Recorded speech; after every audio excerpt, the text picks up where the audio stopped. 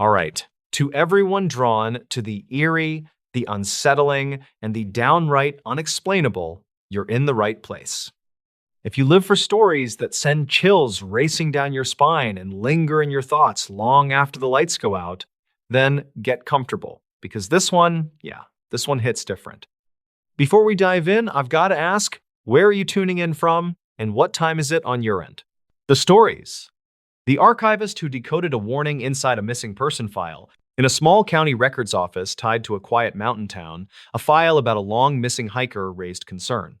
It arrived without explanation in a plain envelope with an outdated seal that looked wrong to the staff. Calder Rusk was 39 and worked as an archivist who handled old case materials with careful routine. He liked quiet tasks during long shifts and kept notes about unusual items that passed through his desk. He lived outside town and drove an old sedan that handled mountain roads well. His plan that day in early autumn was simple. He wanted to finish indexing property disputes from 2008 and leave before sunset. The envelope changed that plan with a sharp interruption. Its paper felt older than the date stamp, which claimed 2015. The handwriting on the label looked rushed and uneven, which bothered him in a way he could not explain. Inside the envelope sat a missing person report about a hiker named Ryan Halper, who vanished during late summer 2015. The file included faded prints that showed a trail near a power station that had closed years earlier, according to county logs. A short field note from an unnamed deputy was clipped inside the report, and that detail confused Calder. The deputy note carried a single line that read, "A warning was heard near the ridge before we lost contact." There was no signature and no follow-up page, which conflicted with what Calder had learned about normal procedure. He checked the index card drawer for the deputy roster from that year. He found a roster with a missing entry number that hinted at an unfiled edition. Calder decided to verify the report by checking archive dispatch summaries kept in a separate compact shelf. He pulled a binder marked Summer Cases 2015 and scanned each page with slow care. One entry mentioned a static-filled call from an officer near the old ridge trail where the hiker vanished. It noted that the call ended after a loud crack reported by dispatch staff. He compared the time of that call with a note in the missing person report and noticed a mismatch that felt important. The report claimed the call never connected, yet the dispatch summary claimed it lasted several minutes. He wrote both details in his notebook because he wanted a clear timeline. He planned to confirm the timestamps using recorded reel backups stored in a temperature-controlled locker below the office. The reel system was old but reliable and required a special key that he kept on a wrist chain for emergency work. He unlocked the cabinet and threaded the reel for the afternoon of the hiker disappearance. The recording started with normal chatter about trail conditions that matched weather logs filed that week. It shifted after a faint voice cut through the static, repeating a short phrase. The phrase sounded like "stay above the red markers," which made Calder pause because the trail maps from that year used blue markers. He replayed that section several times and heard a second voice say the markers were changed without notice earlier that month. He checked a laminated map from 2015 stored in a drawer down the hall.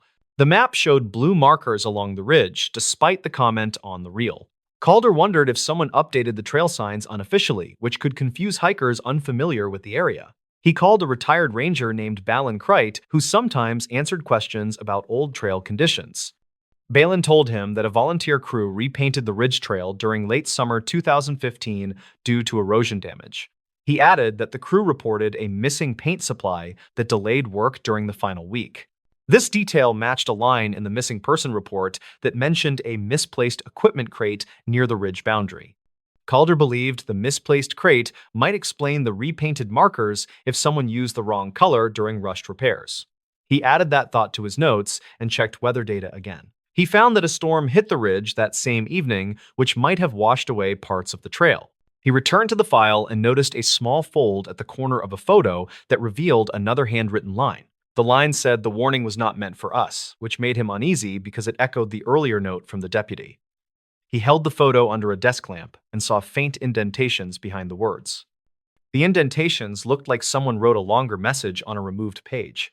Calder used a soft graphite stick to shade the back of the photo gently, which revealed fragments of a sentence. The fragments read "trail shift noted after rails collapsed," which pointed to structural issues near the Ridge Power Station. He checked maintenance logs kept before the station closed in 2011. The logs confirmed repeated warnings about unstable railings near the ridge overlook. He suspected the missing hiker might have walked near that overlook after the storm started, which could explain the disappearance. He searched the envelope again and found a small memory card taped under the inner flap. The card held a short audio clip recorded by someone walking uphill during strong wind.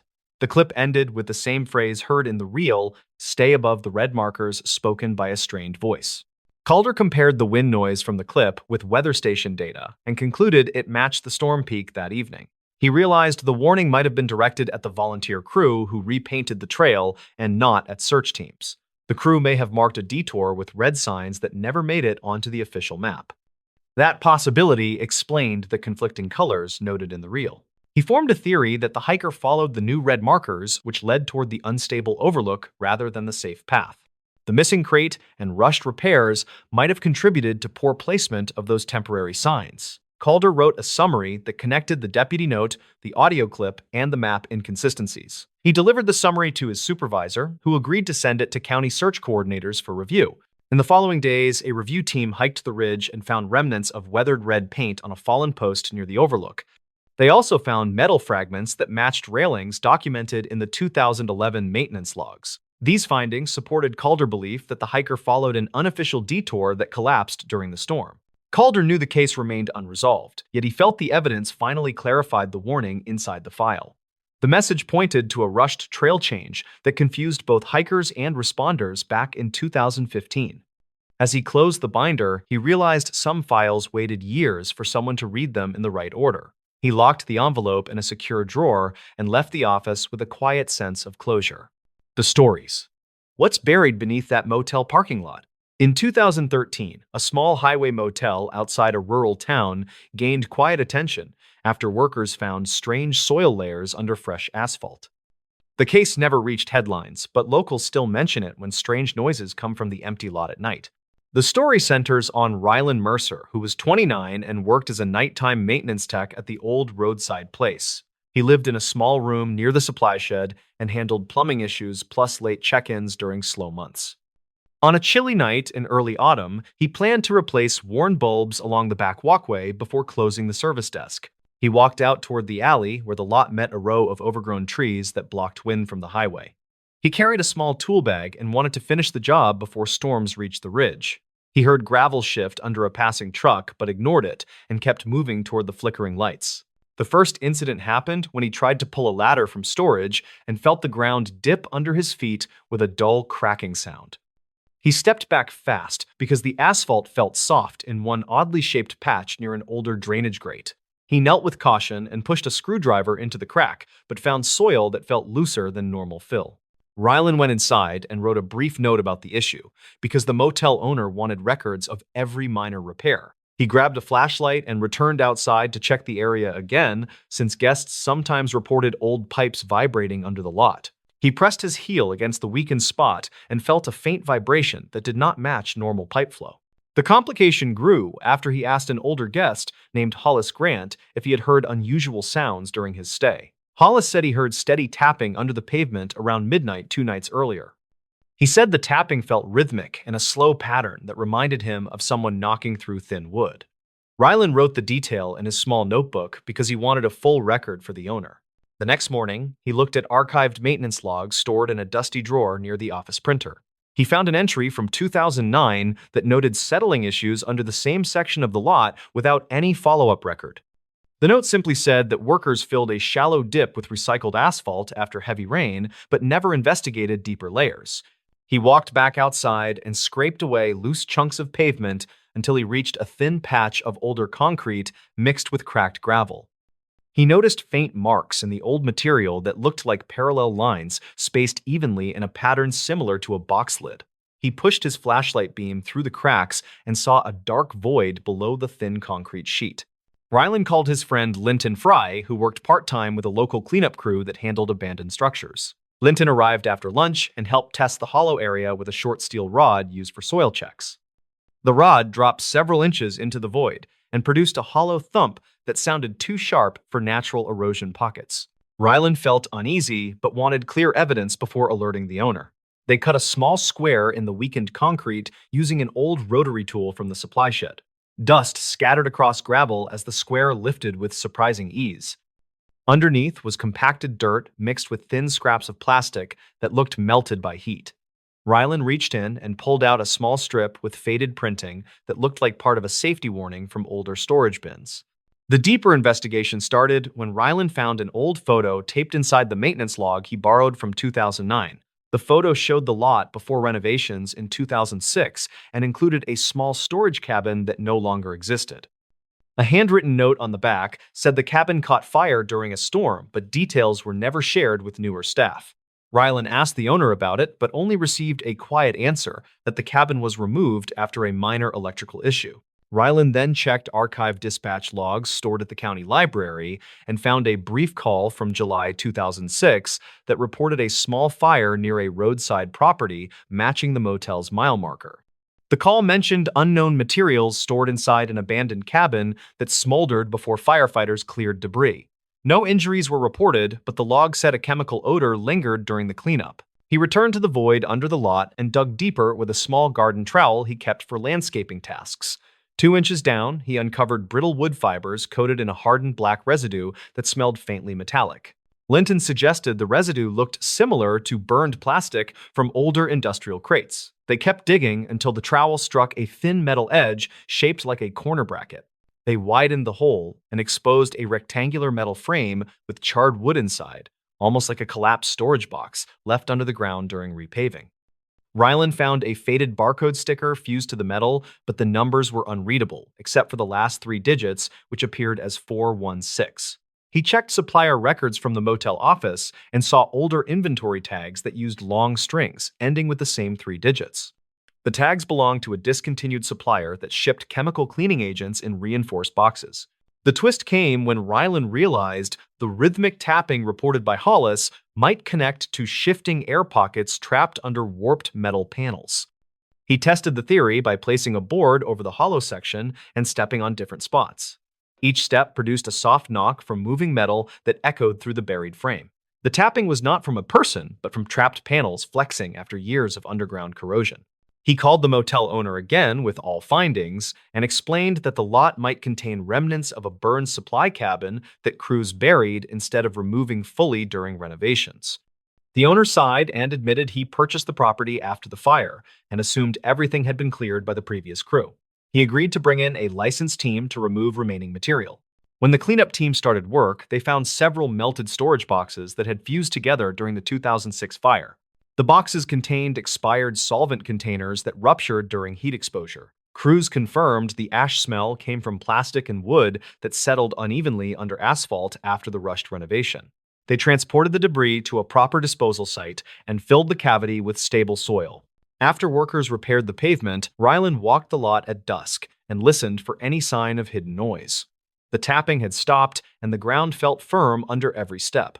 He wrote a final note describing the discovery and placed it with other logs so future staff could understand the history. People still mention the motel when storms roll across the ridge because the lot glistens strangely after heavy rain. Rylan thinks the glimmer comes from newer asphalt mixing with old gravel, but he also knows that memories of buried things often linger longer than anyone expects.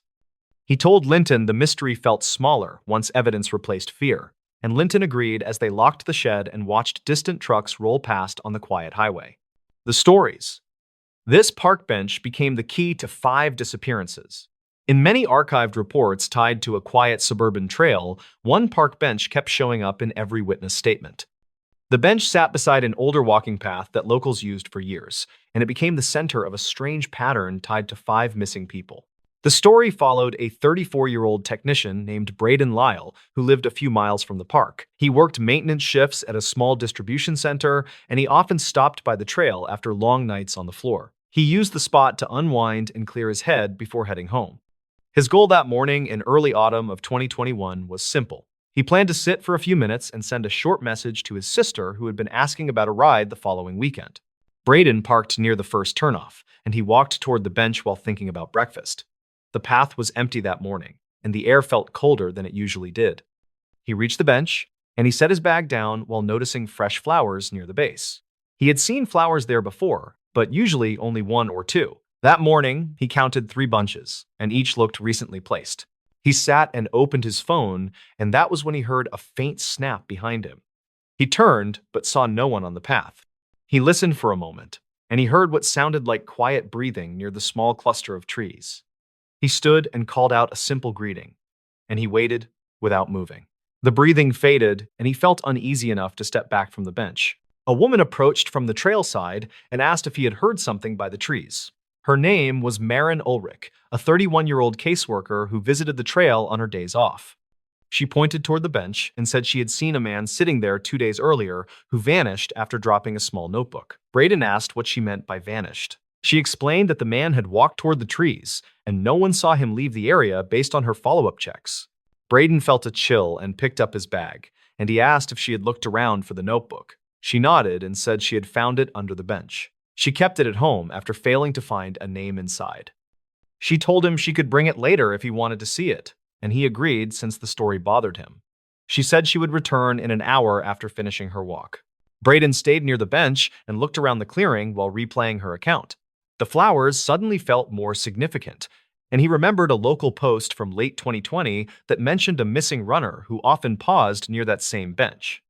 He opened an archived article on his phone and saw a blurred photo of the bench with a date stamp. His stomach tightened when he noticed the same pattern of flowers near the legs. He walked closer to the tree line and saw a strip of cloth caught on a branch. He reached up and pulled it free, and he noticed faint mud streaks along the fabric. He placed it on the bench and took a photo for his own record. He had done informal volunteer searches before, and he knew documenting small clues mattered when nothing else made sense. A man in his late 50s entered the clearing and stopped near the bench. He introduced himself as Arvin Drexler, a retired surveyor who lived across the road from the trail. He asked if Braden was looking into the disappearances tied to the area. Braden said he was only trying to understand what happened near the bench. Arvin nodded and said he had seen similar details across several years, and each case started with someone stopping to rest. Arvin pointed to a narrow gap in the trees where old markers hung from metal hooks. He said the markers were part of an abandoned drainage project from the early 2010s. He explained that the project left several deep maintenance pits that were never fully filled, and he believed people may have fallen into an access point hidden under thick brush. Braden asked if he ever reported that theory. Arvin said he tried, but no one followed up due to limited staff and unclear evidence. Maren returned with the notebook in her hand, and she gave it to Braden. The cover felt worn, and several pages had faint impressions of older notes. He flipped through and found a short line written on the last page. It said, "Met them again by the bench after nightfall." The handwriting looked shaky, and the ink appeared fresh compared to the other pages. Braden asked where exactly she found it. She said it had been wedged between two boards under the far side of the bench. Arvin leaned closer and said he had never seen anyone place a notebook there, which made him think the writer returned recently. Braden felt the temperature shift and noticed a faint draft coming from the gap in the trees. He walked toward the marked area and pushed aside thick branches. Beneath the fallen brush, he found a concrete lip with rusted bolts. The ground dipped sharply, and a hollow space opened several feet below. He knelt and used his phone light to check for movement. He saw only old tools and a broken ladder, yet something about the depth made his pulse race. He called out to ask if anyone was down there. No one answered, but a weak echo carried the sound back. Maren suggested checking the other side of the pit for a safer angle. They circled the clearing, and Arvin pointed to a collapsed section of fencing that partially covered another opening. Braden cleared some branches, and he spotted a shoe near the edge. The rubber looked worn, and the sole pattern matched a detail from the runner case he had read earlier. He carefully reached for it, and he noticed dry mud around the heel. Braden asked Arvin to hold his phone while he photographed the shoe. Maren stepped back to avoid disturbing the area, and she scanned the surrounding branches for more fabric. She pointed to another strip caught on a higher limb, which matched the cloth Braden found earlier. They connected the pieces and realized someone had likely moved through the gap with enough force to tear clothing. Braden called a non-emergency line and reported the discovery. He gave general details without naming the notebook and said he believed an old maintenance pit posed danger to visitors. A dispatcher said someone would check the site later, though no estimate was given. That answer frustrated Braden, and he decided to take additional photos to support the claim. As he prepared to leave, he noticed the flowers again and realized each bunch marked dates close to older missing person reports. He photographed the flowers and compared their spacing to the article images. The match felt close enough to suggest someone used the bench as a memorial or a signal. Marin suggested the writer of the notebook might have met someone connected to those flowers, and the line about meeting them again could imply repeated encounters. Braden opened the notebook once more and touched the last page. He noticed tiny indent marks above the line that hinted at a torn message. He angled the page toward the light and saw faint shapes. It looked like someone had written a location reference before removing the sheet. He took a close photo, planning to use editing tools later to enhance the impressions. They decided to walk the perimeter of the clearing before leaving, and Arvin guided them to an older fire road behind the benches. The road had cracked pavement and faded tape lines. He said he once saw a person wearing a reflective vest walking that area at night during 2018. He never identified the person, but he remembered the pattern on the vest matched old county uniforms that were discontinued years earlier. Braden connected that detail to the notebook entry and wondered if the writer had followed someone who claimed to inspect the trail. Marin said the county stopped sending inspectors to that area due to limited funding, which made the sighting even stranger. Arvin agreed and said the person may have used an old uniform to avoid suspicion. They returned to the bench, and Braden looked at the wooden boards where the notebook had been found. He noticed scrape marks near the underside. He slid a hand under the frame and found a small metal clip. It felt loose, and he pulled gently. A folded paper slipped out and landed on the ground. He unfolded it and read a short handwritten note that said, "Follow the lights near the cutoff after dark." The writing matched the notebook. Marin covered her mouth and said the message made her think someone used small lights to guide visitors toward the maintenance pit. Arvin said he once saw flickering lights near the cutoff during late 2019, but assumed they were kids playing with flashlights. Braden realized the lights may have lured curious people toward the gap. They stood silently as the idea settled. The disappearances could have been accidents caused by a hidden pit and a misleading light source. The writer of the notebook may have followed the lights and nearly fell or witnessed someone else fall. Braden suggested the writer tore out the earlier page to give it to someone, possibly a friend or an officer, yet the person never turned it in. A faint gust moved through the clearing, and Braden felt uneasy again. He gathered the notebook and folded note, and he said he would deliver them to the local station as soon as possible. Marin said she would provide her statement about seeing the notebook drop 2 days earlier. Arvin agreed to guide officers to the pit if needed. They walked back toward the parking area while discussing safer trail access. Braden looked over his shoulder at the bench, and he felt a strange pull. The bench had been a quiet place for years, yet its role in 5 disappearances seemed tied to simple mistakes, hidden hazards, and poorly understood signals left by an unknown person. The truth felt less like a supernatural mystery and more like a chain of overlooked warnings. Braden left the park with a steady resolve to push for a full inspection.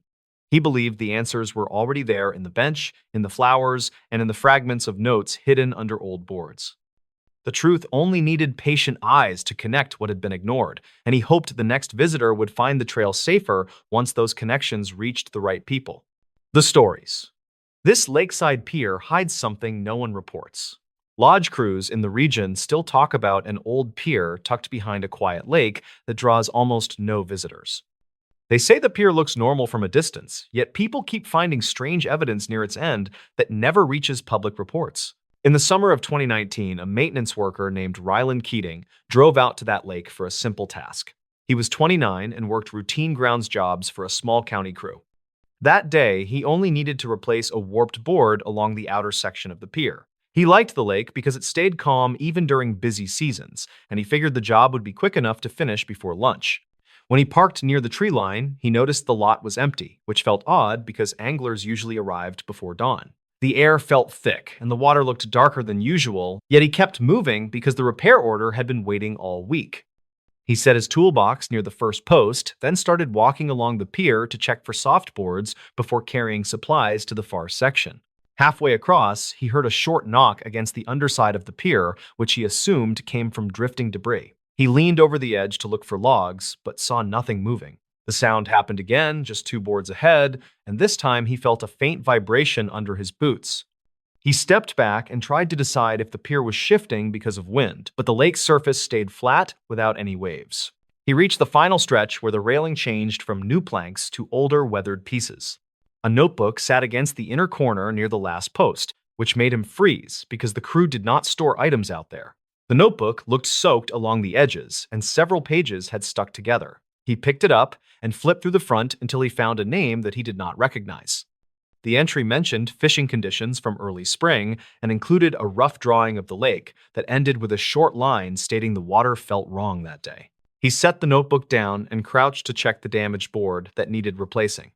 When he pulled the old plank free, he spotted a small metal badge wedged between the beams. It had no markings other than deep scratch lines that looked deliberate. The badge felt cold and heavy despite the warm morning air. He wiped away dirt, then placed it inside his shirt pocket because he wanted to check county records later. Rylan returned to his truck for the replacement board and felt uneasy during the walk back because the knocking sound continued at irregular intervals. When he reached the trunk, he noticed mud streaks on his rear bumper that did not match his earlier tracks. The streaks started near the center, then curved down toward the gravel, as if someone had leaned against the vehicle. He looked around the empty lot and called out asking if anyone needed help. No answer came back. He carried the new plank to the end of the pier and installed it quickly because he wanted to leave. While tightening the final screw, he heard a voice from the tree line near the far side of the lake. The words were hard to understand, yet the tone sounded urgent. He turned and scanned the shoreline but saw no movement except for a faint ripple near the reeds. He stood still and waited for another sound, then heard what he thought was the same voice repeating a short phrase. The wind picked up, which carried the sound across the water in a strange pattern that made it difficult to pinpoint the source. He packed his tools and walked back toward the lot. Before reaching the shore, he noticed footprints near the first post that looked fresh. They were smaller than his boots and pressed deeply into the wood, which suggested someone had been standing there minutes earlier. He followed the prints for a short distance until they looped back toward the reeds and stopped abruptly where the boards felt damp. When Rylan returned to the office, he turned in the repair report and mentioned the found notebook and badge. His supervisor asked him to set both items on a side shelf until someone from records could examine them. That afternoon, the supervisor checked archival calls for that area and found references to an unconfirmed missing angler from early spring. The angler had signed in at the visitor kiosk but never signed out. Crews searched the lake for 2 days, then scaled back when no solid evidence surfaced. Later that week, Rylan decided to look deeper into the notebook. He flipped through more pages and discovered entries describing odd pressure changes near the pier on quiet days. One entry detailed a single ripple moving against the wind and stopping precisely under the pier. Another entry described faint tapping at night that sounded mechanical. None of the entries suggested danger, but the tone shifted in the final pages as the writer mentioned seeing a person standing near the reeds who vanished before he could wave. Rylan checked weather logs for the period mentioned in the notebook and noted a rare drop in barometric pressure that occurred without a storm. He also examined an old photo stored in his phone from a visit months earlier. In the photo, the lake looked normal, yet a small shape near the reeds reflected more light than surrounding water. He zoomed in and noticed a faint outline that resembled a shoulder above the surface. He thought it might be a lighting artifact, but decided to keep the image for reference. A week later, he returned to the lake with a coworker named Laramie Downs, who handled safety inspections. Laramie was older with years of field experience and usually dismissed odd reports, yet she agreed to help because she remembered the missing angler case. They arrived early and walked the length of the pier while checking for structural issues. Laramie tapped each beam with a small tool to test for hollow spots. When she reached the section where Rylan had found the badge, she paused because the sound changed. The beam gave a dull response, like something heavy sat under the structure. Rylan lay flat on the boards and lowered his arm to feel beneath the edge. His fingers touched a cold object that felt like metal. He reached further and pulled out a thin plate with holes drilled along one side. It looked like part of an old sonar bracket, but the lake had no recorded installations. Laramie suggested checking old maintenance logs from 2005 because the county once considered adding depth sensors for safety. She also noted the plate looked corroded only on one half, which indicated it had been partially shielded from water for a long time.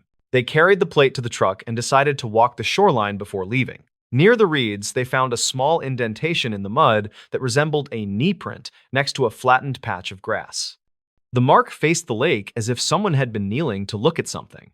Laramie pointed out faint parallel lines near the water, which looked like drag marks. She photographed the area, then flagged it for a follow-up survey. Back at the office, Rylan compared the bracket plate with old schematics from a short-lived depth monitoring trial. He found a drawing showing two test brackets installed near the pier before the project was canceled. The logs stated the devices were removed after several malfunctions, but the final report accounted for only one bracket. The missing bracket had apparently fallen into the lake or been removed without documentation. The scratch lines on the badge matched the spacing of the holes on the plate, which suggested they had been stored or moved together at some point. Ryland checked weather sensors near the lake for unusual readings over the past year. Several early morning reports showed sharp changes in water temperature near the pier despite stable air conditions.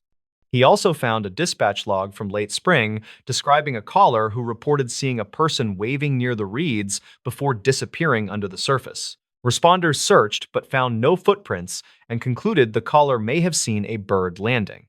One night, Ryland returned to the lake alone because he wanted to verify something noted in the notebook. He walked to the end of the pier and stood still, listening for tapping. The lake stayed quiet until a single knock sounded beneath the beams exactly where he had felt vibration weeks earlier. He crouched and waited, then heard a softer knock that echoed against the metal bracket he had removed.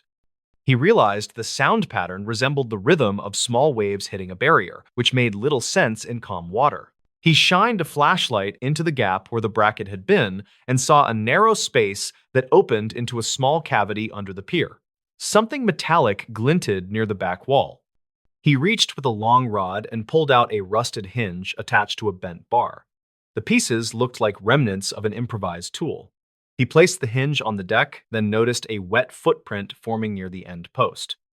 The shape appeared in seconds, as if someone had stepped there recently. The board around it stayed dry while the footprint darkened. Ryland backed away slowly and pointed the light at the tree line. Nothing moved, and the air stayed silent. He waited for the footprint to fade, but it held shape for several minutes before drying unevenly. He documented the scene with his phone, then left the lake without waiting for more signs. Weeks later, the county closed the pier for extended maintenance and sealed the logs from public access. The missing angler case remained unresolved, yet several notes were added stating unexplained structural anomalies had been found near the outer section. Ryland kept copies of the notebook entries and the photo of the bright shoulder shape. He never returned to the lake, but told coworkers the pier held a mix of forgotten equipment and quiet warnings that did not reach official channels. He believed the clues pointed to someone spending secret time under the structure long before the angler disappeared. He also believed the knocking he heard came from shifting metal against trapped beams rather than anything mystical. Still, the unexplained footprint remained the detail he never understood. Today, the lake sits quiet behind dense trees, and the pier shows new boards that look identical to the old ones. Locals say nothing strange happens there anymore, and officials agree. Ryland thinks the place carries its own quiet trail of missed signs, and he hopes they stay buried where they cause no more stories. The stories. What a delivery driver saw outside the last house on the route. The incident reportedly came from a route sheet pulled from an old regional dispatch office, and it referenced a final stop that never made sense. The archived note mentioned a driver who claimed someone waited outside the last house even after the street was cleared. Ryland Mercer was 32 and worked as a delivery driver for a regional shipping line that handled late evening drop-offs. He lived in a small rented place near a quiet highway spur and tried to keep his nights predictable. He clocked in around sunset and followed the route grid until everything on the manifest was scanned. He liked that rhythm and needed the extra hours after rising fuel prices drained his budget. The night that changed him came in early autumn of 2019 when a mild drizzle pushed across the county roads. His simple goal was to clear the last 4 stops before 9 so he could get home. The final house sat at the far edge of a sparsely built neighborhood where new construction had stalled after funding issues slowed development. Ryland reached the second-to-last stop without trouble and scanned the small parcel while a porch light flickered behind the occupant. He waved, returned to his truck, and checked the tablet. The final address displayed a short note that read, "Gate partially damaged. Approach with caution." He thought it sounded dramatic, but he kept moving because delays meant more paperwork. The dirt road to the final house felt different because the gravel ruts were deeper than they looked on satellite maps. His tires shook through the uneven track, and he slowed so the cargo would not shift. He remembered the drizzle turning into a steady fall that made the old fence lines appear faded. His truck headlights cut across the trees while the route timer beeped. The house came into view as a single-story structure with siding worn by years of heat. An old pickup sat beside the carport with its door cracked open like someone left in a hurry. Rylan stepped out, grabbed the padded envelope, and noticed a figure standing near the tree line. The person faced the house and barely moved. Rylan called out because it seemed natural. The figure did not answer. He felt uneasy, but walked toward the porch because the package needed a signature. He knocked on the weathered door and waited until a woman in her 40s answered with tired eyes that hinted at several sleepless nights. Her name was listed as Marrakes, and she signed without looking away from the tree line. She whispered that someone had been standing there for 3 nights. Rylan glanced back toward the trees and saw the figure slowly turn, as if reacting to the porch light. He asked Mara if she knew who it was. She said no and explained that local deputies had driven by earlier but found no footprints. She added that her dog refused to go outside after dusk. Rylan tried to reassure her, but he felt tense when the figure stepped closer. He returned to his truck and logged the delivery while watching the silhouette move with an unusual stiffness. He noted that the figure wore a long coat that flapped in the wind, yet the shape underneath did not shift. He heard a soft tapping on his side mirror and thought it was a branch until he noticed no branches reached that far. He started the engine and pulled slightly forward. Mara called out from the porch, asking him not to leave yet because she feared the figure might approach her door again. Rylan kept the truck idling and stepped out with his phone raised. The figure paused near the edge of the driveway and tilted its head as if listening.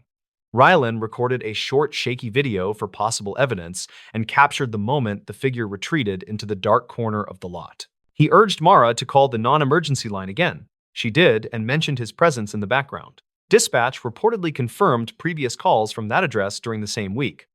Rylan waited until she hung up, then walked toward the driveway entrance to check for tracks. The drizzle had softened the soil, but he noticed 2 long impressions in the mud that did not match any standard boot pattern. He crouched to inspect the impressions and realized they looked stretched, as if the heel marks dragged unnaturally.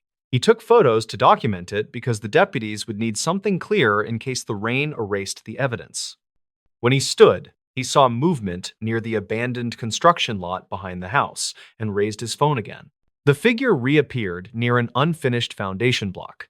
Rylan shouted, asking what they wanted, and the figure responded with a faint rattling sound that could have been fabric or gear. It stepped behind the block and vanished from sight. Rylan reached the spot within seconds, but found nothing except a plastic tape marker used by survey crews. He picked it up and noticed someone had written a date that predated the stalled project by 2 years. Mara approached carefully and said previous owners told her strange things about that construction lot. She reported hearing scraping sounds at night and seeing floodlights flicker without power issues. Rylan suggested checking the old project files because developers usually left public records. Mara said she tried, but half the records were archived manually before digital conversion. Rylan offered to look at the files later because he had experience sorting scanned documents from a part-time job years earlier. She thanked him and pointed to the tree line again.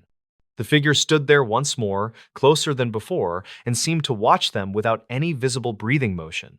Rylan backed away and urged Mara to go inside. He waited in his truck until deputies arrived. They swept the area with flashlights and found nothing except the strange impressions in the mud. One deputy mentioned similar calls from another street where witnesses described a silent watcher near multiple houses. He said the figure always retreated beyond the last visible yard before vanishing in the dark. Rylan drove home late and reviewed his video. He noticed a faint reflection on the figure's coat that resembled a badge clip or small tool. He zoomed in and saw a blurred shape that matched old utility company tags from the early 2000 era. Employees sometimes wore heavy coats during winter maintenance, and older coats used reflective threading around the collar. The next day, he visited a small records desk at the county office. He asked about utility work in the stalled development. A clerk pulled a faded binder that listed crew rotations from 2001 to 2003. One name had several warnings about night shifts, where the worker logged extended hours without partner verification. A final note mentioned an unresolved disappearance during a routine inspection after a severe storm. Rylan compared the coat description from the old files to the figure in his video. The match seemed close, but not perfect. He requested access to old lot surveys and found a handwritten report describing a flagged hazard trench near the exact foundation block where the figure vanished. The report stated the trench was filled without proper inspection because storms destroyed monitoring equipment. He returned to Mara later that week and showed her the findings. She said deputies had returned twice and installed a temporary sensor light. She had not seen the figure since the previous night, but her dog still refused to approach the tree line. Rylan and Mara walked to the construction lot and checked the ground. The soil had settled unevenly, suggesting a collapse zone beneath the surface. Rylan believed the figure might be a residual impression, or a person reenacting old patterns from a job that ended abruptly. He shared the theory with Mara, and she nodded, relieved to hear something grounded rather than supernatural. They both agreed the coat and the strange movements could indicate someone reenacting a memory or suffering confusion while hiding from help. The county eventually fenced the lot after a safety inspector confirmed unstable ground. Rylan moved to a different route by winter and rarely saw the neighborhood again. He kept the video and photos in a private folder and updated dispatch about the gate note so new drivers would avoid the unstable area. He thought about the figure sometimes when rain hit the windshield during his late runs. The memory stayed sharp because the silence in that yard felt heavier than the weather. He never claimed to know the full truth, but he trusted the possibility of a confused worker returning to a familiar site. He understood that some routes go beyond simple deliveries. He believed the last house had carried a story that lingered longer than any scanned package. The stories. What a hunter's dashcam caught before it went dark. Ranger files reportedly include a brief dashcam clip from a small county trail where a hunter vanished during a quiet winter morning. The footage circulated among local deputies for years, and some said it captured the last clear moment before everything went dark. Calder Rusk was a 39-year-old warehouse supervisor who hunted whitetail on weekends near an old service road outside a rural township. He liked the quiet routine because it reminded him of calm trips he took with his uncle during the late 1990s. On a cold morning in early 2017, he set out before sunrise with a simple goal to test a new trail camera he had mounted near a frozen creek. He drove a faded pickup with a budget dashcam that ran whenever the engine turned, and he kept it for insurance reasons. He headed toward the tree line under a pale sky and planned to reach his blind before other hunters scattered the deer. He parked near a thin cluster of spruce trees and noted the strange sound of distant engines that did not match the usual logging trucks. He stepped out, locked the truck, then grabbed a small pack that held water and a thermal layer. While crossing the first ridge, he heard a sharp crack from the lower creek bed that stopped him long enough to check for falling branches. He saw nothing moving through the frost and continued toward his blind with the plan to return by mid-afternoon. The trigger came when he noticed a line of prints that curved away from the creek with a stride that seemed too wide for any deer. He crouched and studied the marks, which looked oddly pressed as if a heavy object had settled briefly before sliding forward. Witness statements from two hikers later confirmed a loud metallic scrape in that area around dawn. Calder followed the prints along a narrow stretch where the snow had thinned near a power cut. He took out his phone and snapped 3 photos, which appeared in the recovered data after his disappearance. In the first photo, his gloved hand pointed at a deep trough in the ice. In the second photo, a faint reflection hinted at a dull shape beneath the surface. In the third photo, the trail bent toward a thicket with sharp broken branches. Complications piled up when he reached the old blind and found the canvas flap torn along the side where he kept a small heater. He checked his gear, muttered that kids might have messed with it, then noticed the same strange prints circling the blind at least twice. A nearby birch trunk had a fresh gouge that lined with a rough metal edge rather than any animal claw. He reportedly radioed a friend named Orrin Dale around mid-morning and mentioned a set of tracks that looked artificial. Orrin later told deputies that Calder sounded tired but focused, which matched the timestamp on the dashcam file. The truck sat untouched all morning except for a brief moment when the wind pushed snow across the lens. Calder decided to hike toward the ridge above the old service road since the prints kept drifting uphill. While climbing, he spotted a rusted trail marker that had not been maintained since 2005, and he stopped long enough to compare the lower section with the strange gouge on his blind. The cuts matched in width and depth, which led him to believe someone had been dragging old equipment through the property. He continued over the ridge and entered a narrow pass where discarded fencing lay half buried under ice. He bent to check a twisted strand and noticed faint smudges that looked like dried hydraulic fluid.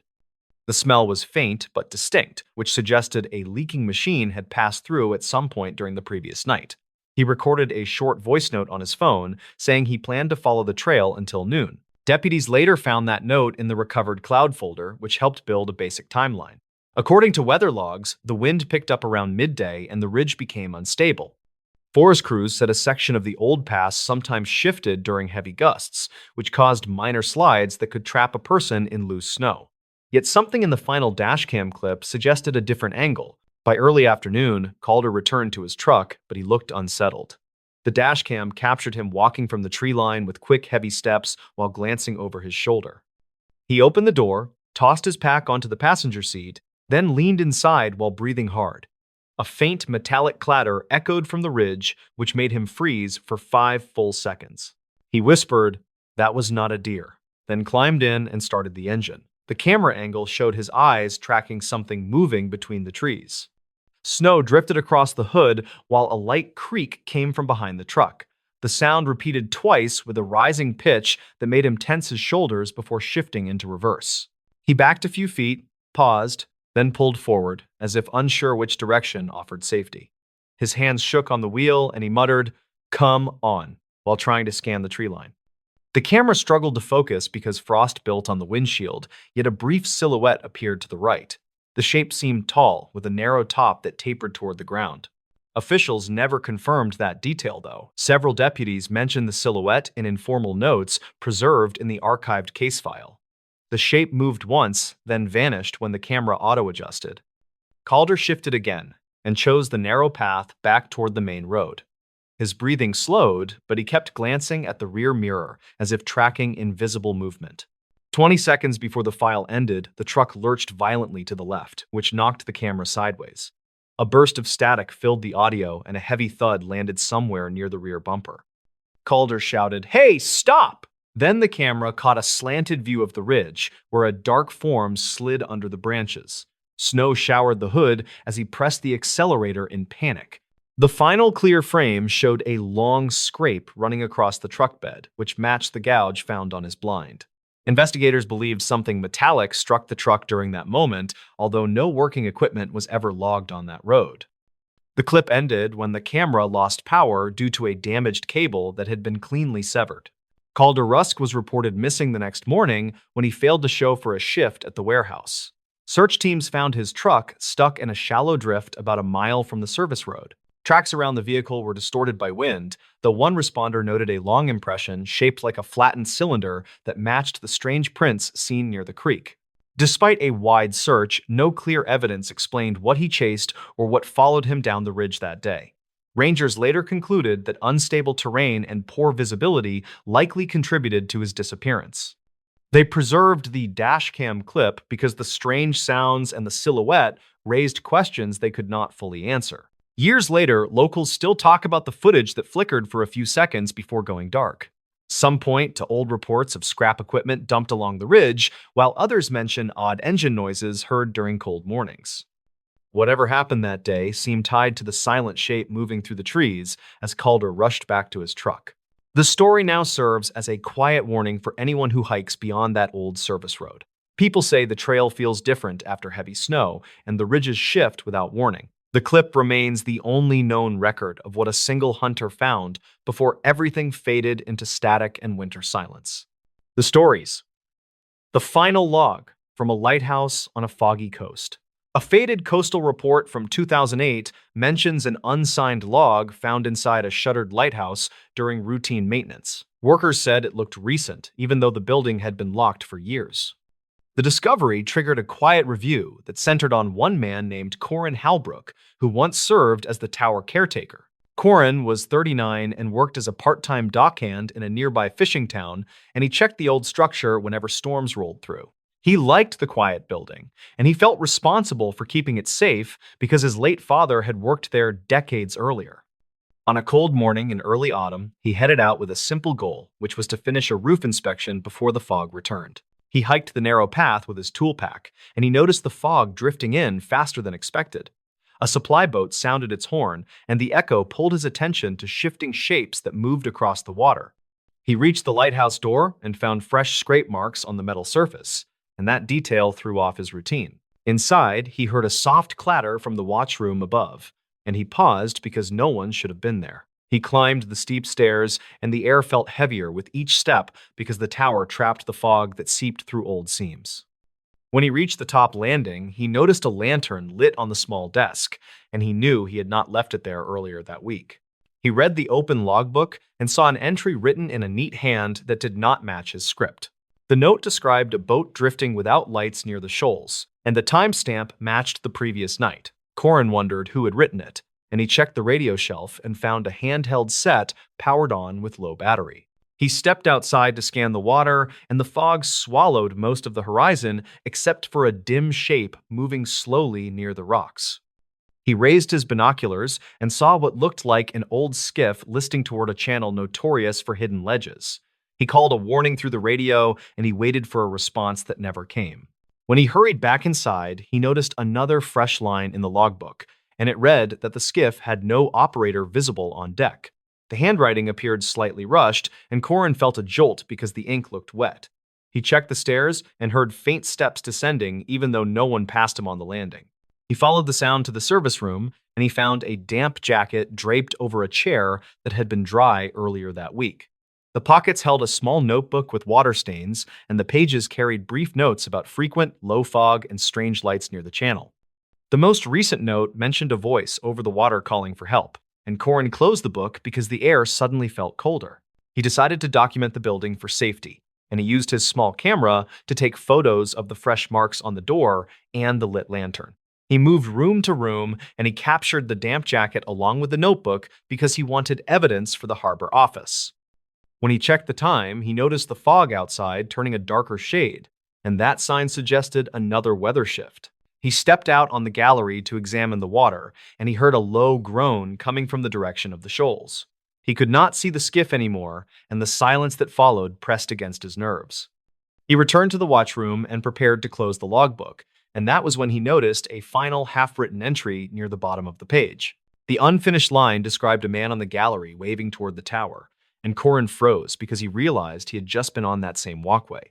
He checked the door and found it closed tight, and he felt sure no one had entered while he moved through the rooms. He read the last words again, and the implication unsettled him more than any storm he had faced. Corin prepared to leave, and he secured the logbook under his arm because he planned to hand it over to the harbor office. As he reached the ground floor, he heard a deep thud from above, like something heavy striking the metal railing. He looked up the stairwell and saw dust drifting through the pale air, and he called out in a steady voice asking if anyone needed help. No reply came, and he hurried outside because the building felt wrong. The fog had thickened into a wall that blocked the path back to town, and he saw a faint glow near the rocks as though the skiff lights flickered through the mist. He considered walking toward the beach, and he radioed the harbor office with a brief report of strange activity near the tower. Dispatch logs indicate that Corin's transmission cut off mid-sentence, and the signal ended with a burst of static. A search team followed the path an hour later, and they found his tool pack near the lighthouse door, but not his radio or the logbook. Witness statements described drifting voices on the water that night, and one crew member claimed he saw a dim lantern moving inside the tower. The unsigned log discovered months later matched the fragments found in Corin's notes, and investigators believed the entries were written over several days. They concluded that the skiff likely struck a submerged ledge, and they suspected Corin attempted to reach survivors through the dense fog. No further entries appeared after the final line mentioning the figure on the gallery. The lighthouse remains closed today, and the tower stands quiet during most storms. Local crews say the watchroom light sometimes flickers during heavy fog, and they assume it is faulty wiring from years of neglect. The final log stays in a small archive, where the pages still show faint stains from salt air and old sea fog, and the case sits unsolved with quiet respect for the missing caretaker. The stories. The bus route no driver volunteers for anymore. Mason Kiernan had heard about Route 74 from older drivers, who spoke in quiet tones that never carried far. They said the trouble started in the late 2010s after a strange series of reports reached dispatch. Nothing dramatic was proven, yet every account shared the same route and the same stretch of road. Mason was 34 with 6 years on the job, and he handled his shifts without much worry. He covered suburban loops near a quiet industrial strip, and most days followed a predictable pattern. He enjoyed the routine since it felt steady and harmless.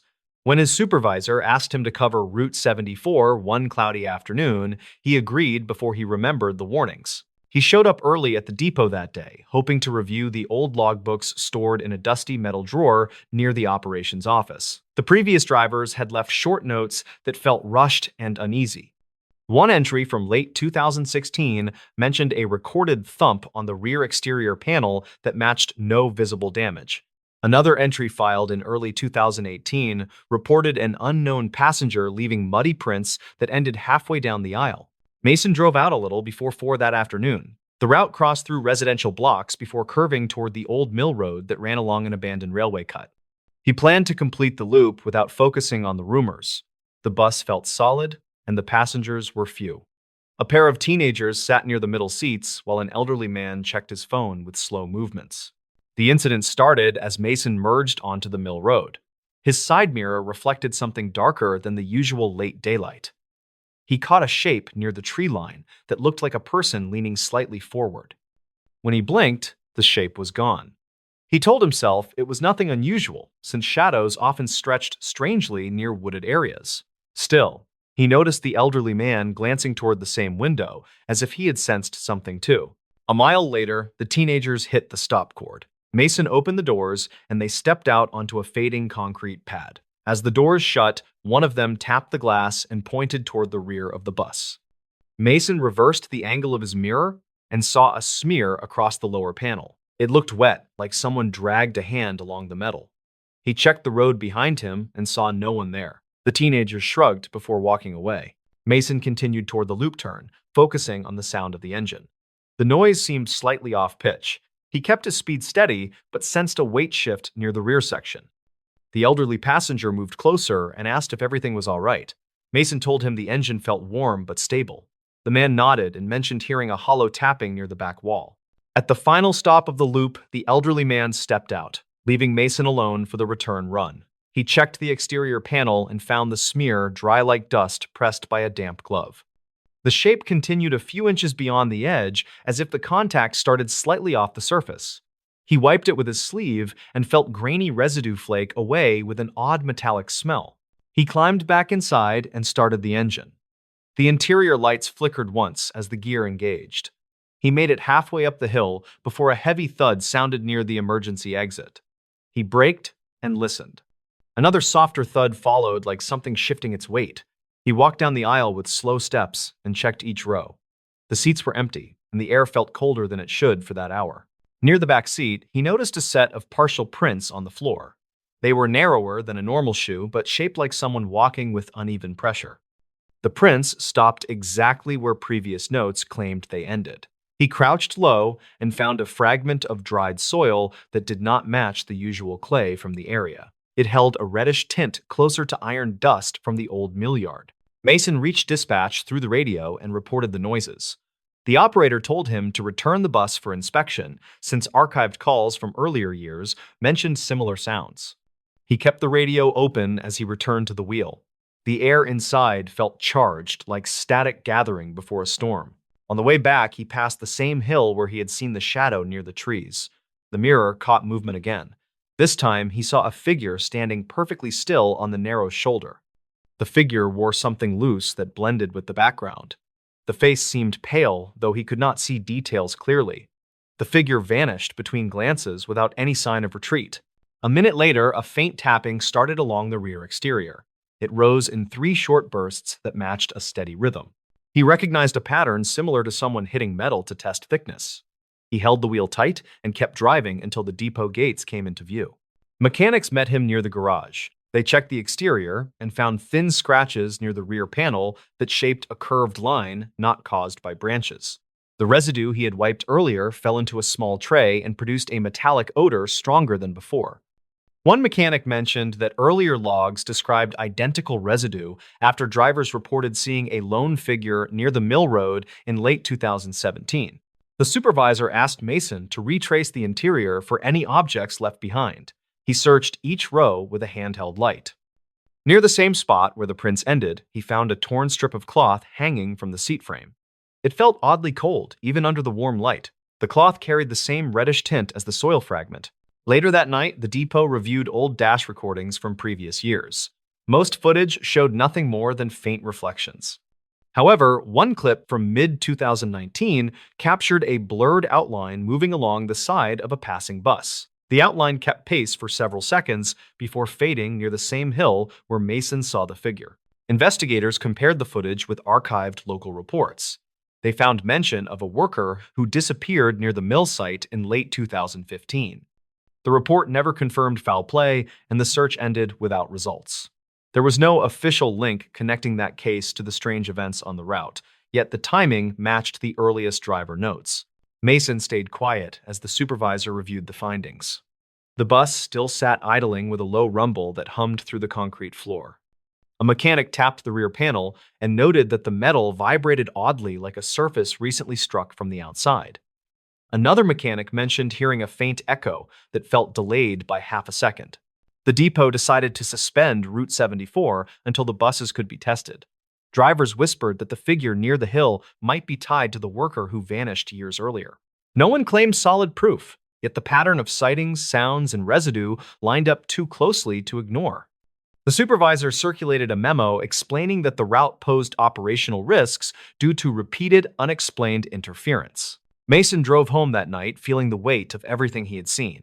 He replayed the moment when the figure appeared in the mirror. He tried to decide if it looked like a person seeking help or a shape formed by shifting shadows.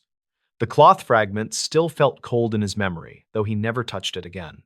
In the weeks after the suspension, several commuters asked why the route closed. Officials told them the road required maintenance due to instability near the railway cut. Only a few people mentioned the old rumors. Some said they once saw someone walking the hill at dusk, though none described a clear face. Mason returned to his regular loop and kept his focus on safe runs. He never requested Route 74 again. Whenever the topic surfaced among drivers, he listened quietly, without adding his story. He knew what he had heard and seen on that road.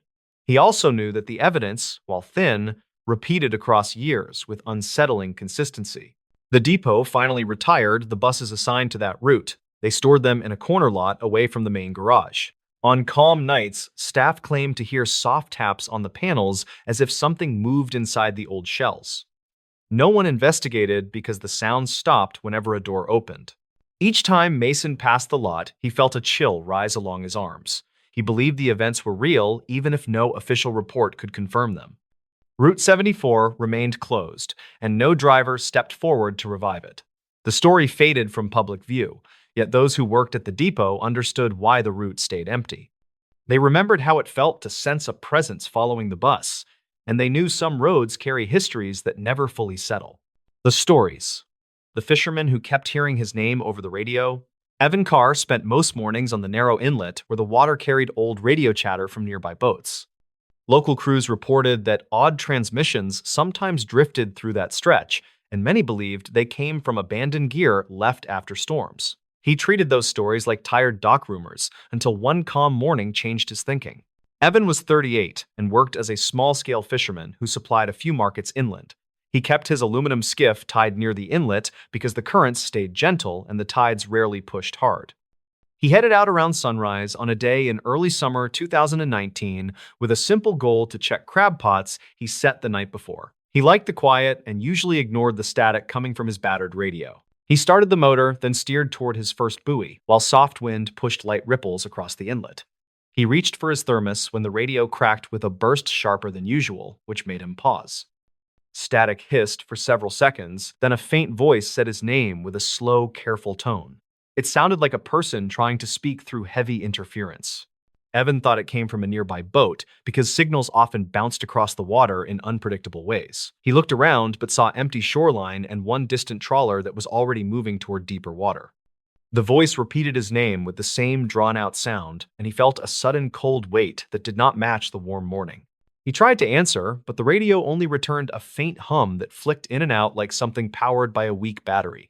He shut the radio off to reset it, then turned it back on, hoping the strange signal would vanish. Instead, he heard a low, rhythmic tapping that reminded him of someone hitting a metal hull in slow, measured beats. Evan finished checking the first pot, but his focus kept drifting to the radio because the voice carried a dull echo that felt unnatural. He tied the pot and planned to finish the rest quickly so he could return to shore where he hoped to test the antenna. The moment he reached for the throttle, the radio shifted again and whispered his name in a tone that sounded closer than before. He headed towards shore while replaying that voice in his mind because it carried an uneasy familiarity he could not place. Dock workers later said he arrived faster than usual and looked tense as he pulled his gear onto the planks. He asked if any boat had called for him that morning, but no one reported a transmission with his name. Evan returned home and wrote down the time of each strange broadcast because he wanted to check older notes he kept on similar events. He found 2 entries from early spring that mentioned brief whispers through the radio shortly after heavy fog settled over the inlet. He ignored them at the time because the fog distorted signals and created odd echoes that bounced between cliffs. He spent the afternoon checking online forums that tracked regional marine frequencies where enthusiasts archived recordings from previous seasons. One contributor posted a thread about ghost transmissions that came from a derelict trawler that sank in the late 2010s after a major storm. According to the thread, the trawler carried a short-range radio that sometimes flickered on during low tide when exposed wiring reacted to saltwater. Witness statements from local patrol crews reported faint voices calling crew names during those periods, though no identity was ever confirmed. Evan noted that detail because the thread mentioned distorted speech patterns that matched his morning experience. He called a friend named Cal Rowan, who worked part-time with a small rescue group, and asked if the inlet held any wrecks near his route.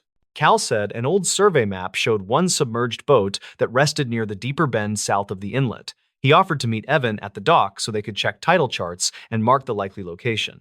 They met near sunset and compared notes while a light breeze pushed the smell of seaweed across the planks. Cal studied Evan's written times, then said the pattern lined up with a recent series of reports about intermittent transmissions during rising tide. He suggested they record any new signal the next morning using a portable device with stronger range than Evan's aging radio. Evan agreed, even though the idea made him uneasy because the voice felt personal in a way he could not explain. Morning arrived with heavy gray sky as they motored toward the bend marked on the survey map. Evan turned on the recorder while Cal monitored the radio and watched the water shift with the incoming tide. They waited for several minutes before a burst of static cracked through the speaker with a sharp rise that made both men flinch. The voice spoke again and said Evan's name with a tone that now carried a clipped urgency. Cal looked at the recorder, then stared toward the bend because the voice sounded as if it came from somewhere below the surface. Evan gripped the wheel and tried to steady his breathing because something in the tone reminded him of an old coworker who vanished years earlier during a late-season crossing. He mentioned that coworker to Cal, who asked if the man ever sailed near this inlet. Evan said that the coworker named Reed had worked on a small crew that fished along the same coastline in early 2017. Reed later transferred to another vessel that sank during a storm that occurred north of their town. Local reports said the wreck was never fully recovered because shifting sand made the search difficult. Cal suggested they check archived dispatch logs from that storm because crews sometimes reported drifting debris that could help them understand how anything connected to Reed might reach this inlet. They returned to shore and visited a small office where a retired dispatcher kept scanned records from older calls. The dispatcher recognized Evan and allowed them to search a digital folder that stored logs from early 2017. One log described a partial sighting of a damaged trawler hull drifting south several days after the storm. The report said the hull carried broken antennas and fragments of a radio panel that still flickered when exposed to sunlight. A second log mentioned a patrol officer hearing a distant voice through static that repeated a crew name before fading. Evan realized the name in that report matched Reed's last name, but the log did not mention if the voice said anything else. He remembered that Reed had a habit of calling coworkers by last name during early morning shifts when he tried to stay awake. The connection felt loose but too strong to ignore because the timing aligned with the drifting hull. Cal said they should return to the inlet during low tide because exposed wreckage might reveal old wiring that caused recent broadcasts. Evan agreed, though his stomach tightened because the voice spoke with increasing clarity each time. They secured the skiff, then returned that afternoon when the tide receded and revealed dark shapes below the bend. They anchored near a shallow patch where twisted metal poked through sand like remnants from the storm. Evan moved closer and saw part of a radio panel caught between 2 rusted beams with wires trailing into the water. Cal used a long hook to lift a loose section and found a corroded tag that matched the radio model used on Reed's crew during 2017. The radio crackled at that moment, then delivered another faint call of Evan's name, with a tone that now carried slow, rising static. Cal recorded the sound while Evan watched the wires shift with the gentle pull of the tide. He understood then that the wrecked panels sometimes connected when saltwater reached the exposed terminals, which created a short burst of power. The burst likely triggered fragments of an old emergency recording that captured voices during the storm. Evan remembered that some crews recorded internal chatter before impact, and those recordings sometimes contained rushed calls that repeated crew names. The voice in his radio may have been part of that final chatter, which echoed through damaged wiring each time conditions aligned. They brought the recording to the dispatcher, who played it through a clearer speaker. The voice echoed sharply, then faded as the static rose, which made the source obvious. It was a broken emergency loop that repeated fragments from a doomed crew's final minutes. The distorted tone made the calls sound directed, but they were simply names, shouted during chaos. Evan felt a heavy release of tension because the mystery carried a painful answer, but at least it was grounded in something real. He asked the dispatcher to contact local authorities so they could mark the wreck and prevent more confusion. Cal agreed and said the inlet should be flagged on new charts for safety. Evan returned to the water the next day and listened to his radio with a calmer mind while checking his crab pots. The inlet felt different because he now understood the source, even though the memory of the voice still lingered. He looked toward the bend where the wreck rested and thought about the crew who never returned. He continued working that season with new respect for the signals that travel across water because each transmission carried a story shaped by time and tide. He did not hear his name again and believed the loop finally failed after years of corrosion. He kept the recording in a drawer at home to remind himself that strange moments sometimes come from simple causes. He knew that calm days on the inlet now carried a quiet steadiness that felt earned after weeks of searching for answers. The nurse who refused to enter room 6 again. Lila Farnes first heard about room 6 through a short entry in an old staffing report that mentioned unusual overnight disruptions. The report was dated to 2009 and came from a small regional clinic that sat outside a quiet town with limited medical resources. Lila was 33 and worked as a traveling nurse who filled short contracts in understaffed facilities. She arrived at the clinic during early autumn when the halls felt calm and the night shift moved slowly through predictable routines. Her simple goal that week was to keep a steady rhythm while saving money for a move planned for the next spring. On her second night, she was assigned a rotation that included room 6, which held a recovering patient named Dorian Pike. He was 62 with a mild respiratory issue that required observation but posed no immediate danger. His chart suggested stable progress, which meant the room should have been an easy stop during her quiet rounds. The incident began when Lila stepped inside the room and noticed a faint tapping sound that seemed to come from the wall near the bed. The patient had been awake, and he watched her with an uneasy expression that suggested he wanted to speak, but hesitated. She asked if he needed anything, and he answered with a flat, "Please keep the lights on tonight," which struck her as odd, given his preference for darkness noted earlier by the day nurse. During her next pass, the tapping returned and felt sharper, like something struck the wall with steady intent. Lila checked the hallway and found nothing unusual beyond a supply cart resting near a closed door. She reviewed maintenance notes later and saw that workers had previously inspected the wall after a similar complaint in 2006, yet found no loose utilities or structural issues. The complication deepened when a nurse on the shift before hers mentioned archived calls made by former night staff. Those calls reportedly described patient distress related to sudden cold drafts that moved through room 6 even when vents were shut. Lila filed this in her mind, but kept her focus on what she could directly verify, which meant returning to the room with a calm approach and simple checks. When she entered again, she saw Dorian clutching the call button with both hands and staring at the same wall that had produced the tapping. He whispered, "They move through here," which confused her because he had no history of disorientation and his oxygen levels looked normal. She tried reassuring him, but he pointed toward a small framed print that hung crooked like someone had pushed it earlier. Lila documented the scene, then stepped into the hallway to compare notes with the evening charge nurse named Brenton Shaw. He was in his late 40s and had worked the clinic for many years, which gave him perspective on long-standing issues. Brenton admitted that room 6 had frequent incident logs related to unexplained noise, but he never saw anything dangerous, so he kept assignments unchanged. The investigation began after Dorian reported that someone had touched his arm during a period when no staff had entered the room. Lila checked the security panel near the nurse's station, which showed timestamps for door openings captured by the badge sensor.